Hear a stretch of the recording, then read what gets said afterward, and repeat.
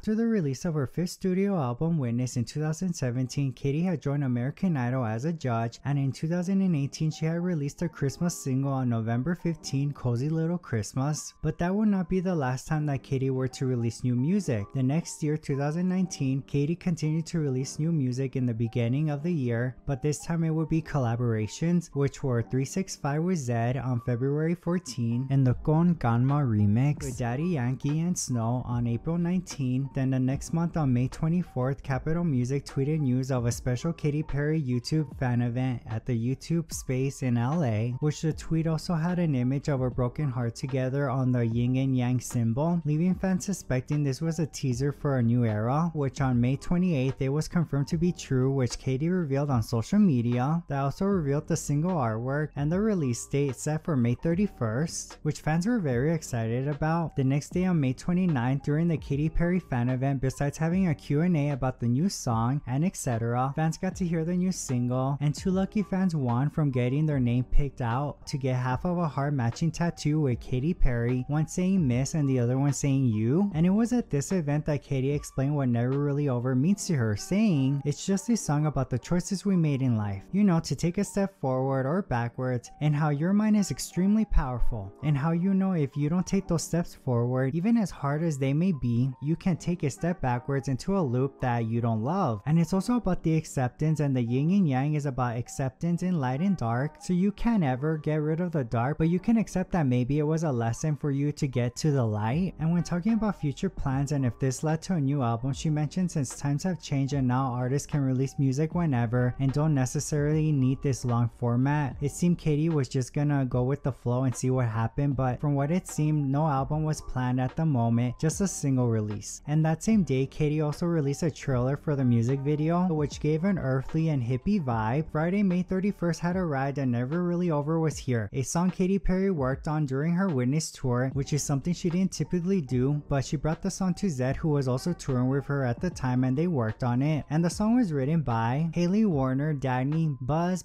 (USA), Jason Gill, Farrago, Zedd, Haywood, Daniel James, and Katy Perry. And it was produced by Zedd and Dreamlab, which samples the song Love You Like That by Dagny, who even praised the song on Twitter. The track had ended up getting positive reviews from critics and fans, and it was that same day that the music video was released, directed by Philippa Price, who also directed the music video for Don't Go Yet by Camila Cabello, which in an interview that Katy Perry gave with Capital FM that same day of the release, she described the music video as Age of Aquarius, very hippie 70s, California, and in the visual we see Katy in a retreat resort healing from a broken heart through different activities and treatments, getting over an ex, and by the end of the video as she leaves the resort, she sees her ex, who also has the other half of the heart tattoo, which she rushes after him, showing the message of Never Really Over, which I think goes with what Katy said when describing the other meaning behind the song on the Capital FM interview. I think that this song was like a realization that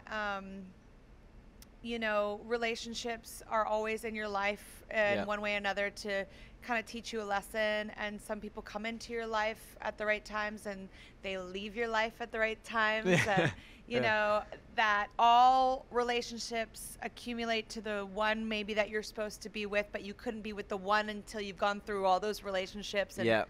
you know, that other people have seen you and loved you and witnessed you, but they weren't necessarily the right one for you. And when asked if an album was coming, she replied with there was no plans, and this was the first release where she didn't have a strategy plan like her last album, because this time she didn't really have any expectations, which made her happy since there was more balance in her life, and since she had some music already, she wanted to just put it out there. And some fun facts to know about the video is that it was filmed in 2 days at the sprawling King Gillette Ranch in Malibu, and the scene where we see a flexible aluminum was from Home Depot, which originally the director was gonna have the two people's arms connect with it, but then changed it because they thought it looked awesome on their heads. And the director's goal while creating the pieces for the video was to show there were different camp activities where learning to connect with people or learning to reconnect. As for the heart in the bottle, which this activity according to the director symbolized that you regrow your heart and you water your heart with your tears, which this idea came from a place in France where they they grow pears on trees and they out the glass bottles over the pears while they're tiny so that the pears grow inside the bottles, and after ferment the pears turn into this alcohol with the giant pear in the middle. And the acupuncture needles we see on Katy were actually real, which was Katy's idea the night before the video was shot, which Katy's real acupuncturist came into the set to do it, and the tiny rhinestones we see at the end were actually added by the director and her team. And it was Katy's acupuncturist that suggested doing a cupping scene, a type of therapy that involves placing cups to create a suction and facilitate blood flow. But for this video they decided to use a heart-shaped cup, and a lot of Katy Perry's movements, like the one of her against the window sliding down, were improvised between conversations with her and the director, because not only did Price want the video to have an emotional tone but also keep this funny quirky humor throughout the video. And the fashion was gender fluid and inspired by the 70s, where you see women wearing pants, guys wearing dresses and more, but not at all like the 70s you would expect. Which when Price was talking about it in the interview she did with MTV, she said, "I wanted this world to really exist in its own reality. We came up with a color palette and there were themes throughout. Hearts was one and being connected to someone else is another. We wanted it to feel culty, like some element of uniformity, but also have everyone be their own individual." The song peaked at number 15 on the US Billboard Hot 100 charts, and besides doing one more interview on the Zach Saint show talking about the song, she also released a lyric video and a vertical video in July to promote the song. As for live performances, well, at least in 2019 while the song was released, sadly the song didn't get a televised performance, but Katy did post a debut live performance of the song on July 15 of her singing Never Really Over with her band in the bathroom, and later on she performed it at other events such as Amazon's Prime Day concert, One Pulse Music Festival, 2019's Jingle Ball, and more. And it seemed after June 3rd when Katy posted the news of Never Really Over merch, it marked the end of Never Really Over, since the next month on Tuesday August 6th, Katy teased lyrics to a new single, Small Talk, co-written and co-produced with Charlie Puth, which was released on August 9th, peaking at number 81 on the US Billboard Hot 100 charts. And just like Never Really Over, on August 22nd she posted a live performance of her singing the song with her band in the bathroom. And on August 30th the music video was released, directed by Tanya Muno, who also directed the music videos for Montero, Call Me By Your Name by Lil Nas X, Up by Cardi B, and As It Was by Harry Styles. And the video was a dog show themed visual featuring her dog Nugget, and for this song she did a live performance on September 18th on The Ellen Show. And a few months later on October 14th she announced on social media another new single, Harley's in Hawaii, with the single artwork also co-written and co-produced with Charlie Puth. When I looked it up I could not believe that this song never charted, especially when it had like 2 moments or even 3 moments on TikTok when it went viral, because it's such a great song. It's one of my favorites and her vocal sounds incredible in this song. The song in the video was released on Wednesday, October 16, directed by Barcelona-based studio Manson, filmed in different areas in Hawaii. And besides doing different interviews and attending different events, after 1 year releasing her Christmas single Cozy Little Christmas on December 2nd, she released a music video. And on December 23rd, an interview she did with People was released where she talked about plans for 2020, which one of them was making music and videos, and how this year 2019 was a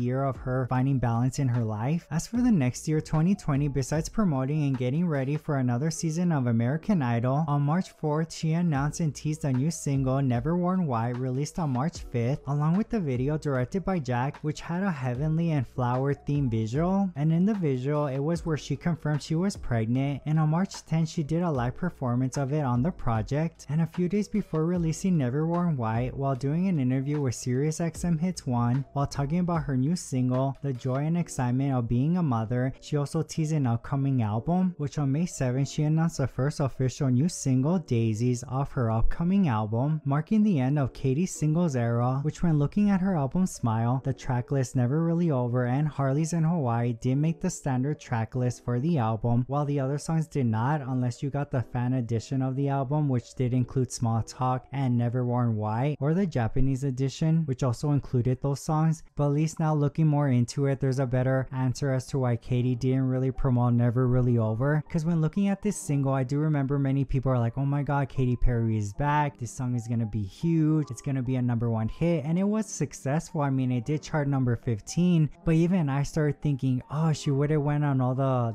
late night talk shows or the daytime talk shows, you know, all those shows, and promoted this song would have been a #1 hit, or at least close to being a #1 hit. But now looking into this, it starts to make sense as to why that never happened, because she just didn't have a strategy. She had this song, she loved it, and she just wanted to put it out there. And also just after going through what she went through during Witness, emotionally, mentally, and I think also this era in terms of her releasing singles and this being one of the first ones, it just felt like she was healing, getting back out there and just finding balance. But I think when she was releasing these singles, she was trying to figure out what direction she should go to when it came to the album, like in terms of the visuals, the theme. And I think when she released Daisies, that was around the time when she figured out, okay, this is what I want. So I can see where she didn't go all in when it came to promoting Never Really Over. And even though we didn't get Never Really Over television performances when the song did come out, we did get them like years later. Like we got one on Good Morning America, and then we also got one in 2022 on her SNL performance, which was an acoustic version of it, which was amazing. But what are your thoughts about this? Did you like Never Really Over? Do you think Never Really Over did have the potential of being a #1 hit? And also, out of all the singles that Katy released before Daisies, which ones were your top 3 favorites? You can share it down below in the comments. If you did enjoy this video, don't forget to like the video and also subscribe for more videos. Thank you so much for watching. Enjoy the rest of your day, and I'll see you later.